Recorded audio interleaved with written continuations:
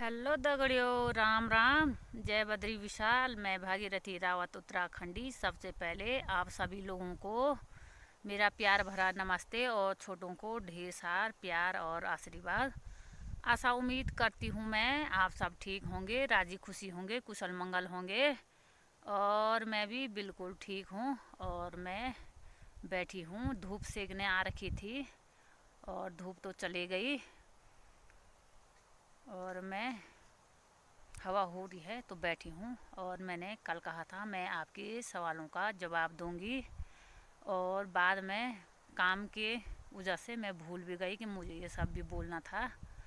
और आज मैंने सोचा मैं इसी के बारे में चर्चा करूंगी क्योंकि बहुत सारे मित्रों के बहुत सारे कमेंट्स आ रखे हैं। और एक भाई कह रहा था दगड़ियों का मतलब क्या होता है, ये दगड़ियों क्या होता है।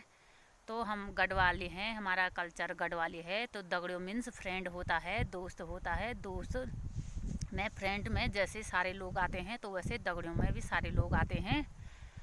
और कुछ लोग कह रहे थे आपके साथ गलत हुआ और कुछ लोग मतलब बहुत अच्छे कमेंट कर रखे थे। और एक भाई पता नहीं क्या नाम था उसका, परसों वाली ब्लॉग में कह रहा था आपके गांव वाले आपका सपोर्ट नहीं करते हैं, आपके बच्चे नहीं हैं, आपके पति नहीं हैं और आप कहीं काली तो नहीं हो गांव वालों के लिए। तो मेरे बच्चे भी हैं और मेरे पति गए हुए 2 साल हो गए हैं और मेरी 3 बेटियां हैं। और मैं मतलब किसी के दरवाजे पे झगड़ा करना नहीं जाती, ना किसी के साथ लड़ाई झगड़ा करती, ना मारपीट का। और जो मेरे दरवाजे पे आएगा तो वहाँ पर काली का रूप भी धारण करना पड़ता है अपने स्वाभिमान के लिए। और कोई हमारे दरवाजे पे आके गाली गलौज करे या मारपीट करे या बदतमीजी करे तो वहाँ पे एक औरत को काली का रूप भी धारण करना पड़ता है। तो भाई साहब प्लीज़ ऐसा ना कहें। और इसमें कोई भी हो सकता है, समय का क्या भरोसा, किसी की माँ अकेली होगी, किसी की बहन अकेली होगी, पूरा जीवन तो कोई साथ रहता नहीं है, दोनों में से एक आगे पीछे मरना जीवन जीना तो ये लगा है। और कोई लोग कह रहे थे आप जंगली में रहती हो, तो हाँ हमारा काम ही जंगल का ज़्यादा रहता है। तो हम कभी बाँझ काटने कभी घास काटने जंगल जाते हैं। और आज तो रोज़गार नहीं था तो सुबह से मैं घर ही में थी, बगीचा खोदा मैंने, नहाना धोना कपड़े धोने हुए। और यहाँ 2:30 बजे धूप चली जाती है तो अभी 3 बज रहे हैं और धूप जा चुकी है। तो मैंने कहा मैं सभी के कमेंट का जवाब दे देती हूँ। और कोई कह रहा था आप कहाँ से हो, तो मैं भागीरथी रावत हूँ, उत्तराखंड से हूँ, चमोली गढ़वाल से हूँ, चमोली गढ़वाल के कणप्याग ब्लॉक से हूँ। और जिस गांव में मैं रहती हूँ उस गांव का नाम है गबनी। और मेरी शादी को लगभग 18 साल पूरे होंगे। और 2006 में मेरी शादी हुई थी मई के महीने। और 18 साल लगभग पूरे होने वाले हैं, हो जाएंगे मतलब इस मई में, जो आने वाला मई है। और मेरी शादी भी एक झूठ के बुनियाद पे खड़ी हुई थी और हमें कुछ पता नहीं था। और आज जैसे देखने गए तो उसके अगले दिन छोड़ के तीसरे दिन सीधे सगाई वाले चले गए और मेरे घर वालों को और मुझे कुछ पता नहीं था। तो हम लोग उन्हें सोचा कि वापस करेंगे तो लोग क्या कहेंगे, परिवार में पहली पहली बेटी की सगाई है।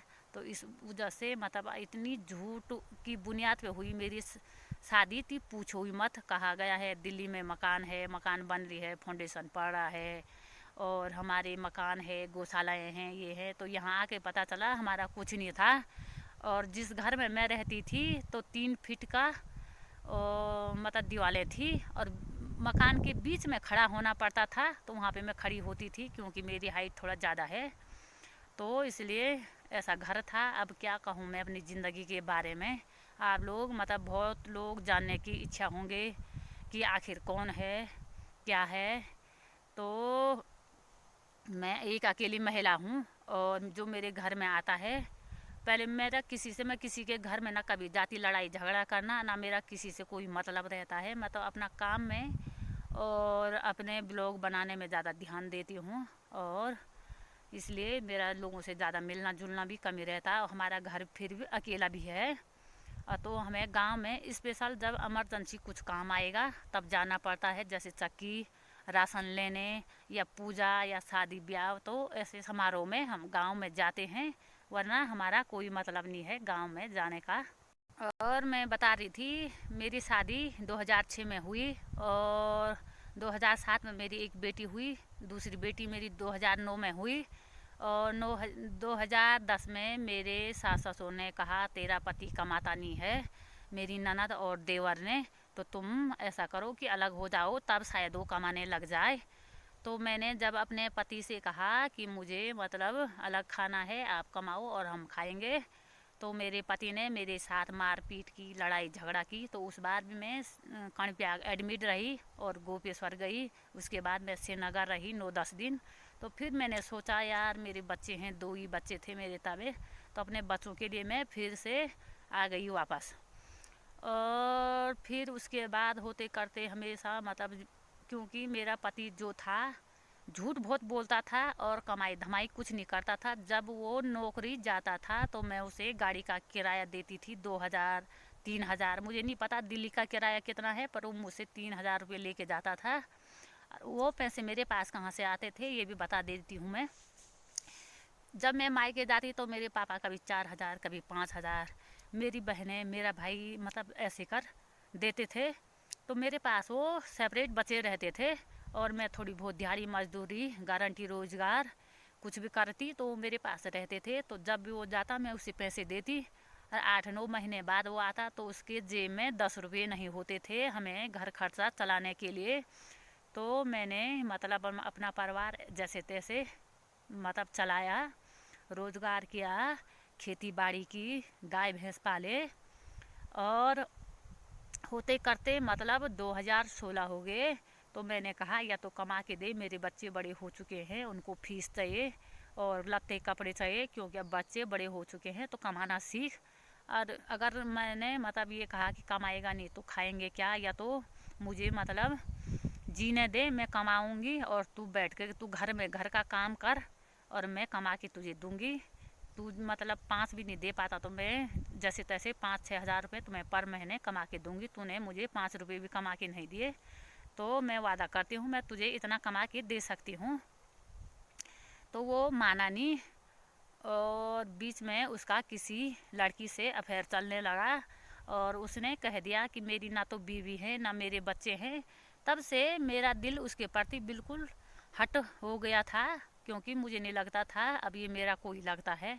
एक तो ये निकम्बा है, दूसरा ये झूठ है, तीसरा ये मतलब बच्चों के होते हुए 3 बच्चों के कह रहा मेरे बच्चे नहीं है, ये मेरी भाभी है, ये बहुत तेज़ है, और मेरी कोई बीवी नहीं है। मतलब मेरी ज़िंदगी तो उसने ख़राब की मेरे साथ किसी और लड़की की ज़िंदगी भी वो ख़राब कर रहा था। तो जब उस लड़की को पता चला और मैंने बताया मैं हमारे 3 बच्चे हैं और मैं शादीशुदा हूँ, मैं इसकी बीवी हूँ, तो उसने कहा मतलब मुझे सबूत दो। तो मैं अपने शादी की फ़ोटो खींच कर मैंने उसको भेजा, और मैंने अपनी ज़िंदगी जीने की सोची, और मैंने सोचा मैं ब्लॉग बनाऊंगी, लोग भी बना रहे हैं, और इस उम्र में मैं क्या जॉब करूंगी। कहने के तो बहुत सारे लोग कहते हैं हम आपका साथ देंगे, बहुत सारे लोगों ने कहा, पर साथ किसी ने नहीं दिया। सिर्फ एक ही इंसान है जिसने मेरा साथ दिया और हमेशा से देते आ रहा है, और वो हैं बिष्ट जी। और वो मतलब क्या कहूँ मैं, हर तरह से मेरा सपोर्ट करते हैं। जैसे कि कोई भाई कर कह रहा था कमेंट में कि मैं आपके साथ दूंगा, और ये मतलब अपना नंबर दो। तो आपके जैसे बहुत सारे लोगों ने ऐसा कहा। तो ऐसे कहने से कुछ नहीं होता है, किसी के घर में जाके देखो उसके घर में क्या है क्या नहीं है, उसकी हालत क्या है। और ऐसे कहने से कुछ नहीं होता है। किसी की मदद करनी है तो जिसके घर में कमाने वाला कोई नहीं है, चाहे वो विधवा हो या सुहागन हो, अगर उसका पति अपाहिज है, कमा नहीं सकता, या कुछ भी है, कोई औरत है, तो उसकी मदद कर दो। जिसके छोटे बच्चे हैं, कमाने वाली नहीं हैं। बात मेरी नहीं, मैं भी अकेली हूँ, पर मेरे पे भगवान ने हाथ पांव दिए हैं।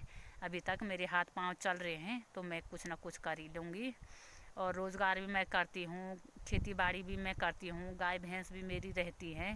बिल्कुल मतलब आजकल तो नहीं है पर आज से पहले थे। और सब ठीक ठाक रहेगा तो सब अच्छा होगा। आशा करती हूँ मैं बहुत लोगों को ये वीडियो पसंद नहीं आएगी और बुरा भी लगेगा। जिन लोगों ने गलत कमेंट कर रखे हैं अब बहुत लोगों को अच्छा लगेगा, क्योंकि सच का साथ, ऐसा नहीं है कि सच का साथ देने वाले नहीं हैं, सच का साथ देने वाले आज भी हैं। उनको पता है कि मेरे साथ क्या हुआ, जबकि मैंने पूरी वीडियो डाल रखी थी कैसे क्या हुआ कैसे क्या हुआ। और बहुत सारे लोग मतलब क्या कहें, दुश्मन कहें या जानबूझ के दुश्मनाई ले रहे मुझसे, या ऐसे अकेले समझ के मुझे गिराने की कोशिश कर रहे, तो उसका तो मुझे पता नहीं। और जिन लोगों ने मेरा सपोर्ट किया उनका दिल से बहुत बहुत धन्यवाद, और जिन्होंने गलत कमेंट किया उनका भी बहुत बहुत धन्यवाद। और आपने कम से कम उल्टा ही कमेंट किया, अपनी अपनी बुद्धि तो दिखाई कि तुम किस लायक हो और तुम कैसे कमेंट कर सकते हो।